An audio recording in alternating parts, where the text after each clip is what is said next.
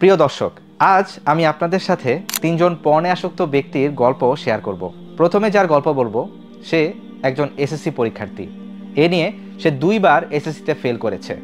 এর কারণ পর্ন আসক্তি। এই আসক্তি থেকে সে ডিপ্রেশনে পড়ে গেছে, যার কারণে সে পড়াশোনায় মনোযোগ দিতে পারছে না। তার বাবা মাও তাকে কোনো সাপোর্ট দিচ্ছে না, যার কারণে এখন তার আত্মহত্যা করতে মন চাচ্ছে। দ্বিতীয় গল্পটি হচ্ছে একজন প্রবাসী। তিনি জাহাজে ওয়েল্ডিংয়ের কাজ করেন। সারাদিনের অমানবিক পরিশ্রমের পর যখন রাতের বেলা তিনি তার ঘরে আসেন, তার অন্তরে একটা অস্বাভাবিক শূন্যতা কাজ করে। এই শূন্যতা পূরণে তিনি পর্নের আশ্রয় নেন। এভাবে ধীরে ধীরে তিনি পর্নে আসক্ত হয়ে যান।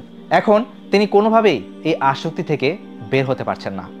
তৃতীয় গল্পটি হচ্ছে একজন ফ্রিল্যান্সারের, যিনি বাসায় একটা রুমে প্রাইভেসির মধ্যে তার কাজগুলো করেন। কিন্তু এই প্রাইভেসি তার জন্য বিপদের কারণ হয়ে দাঁড়িয়েছে।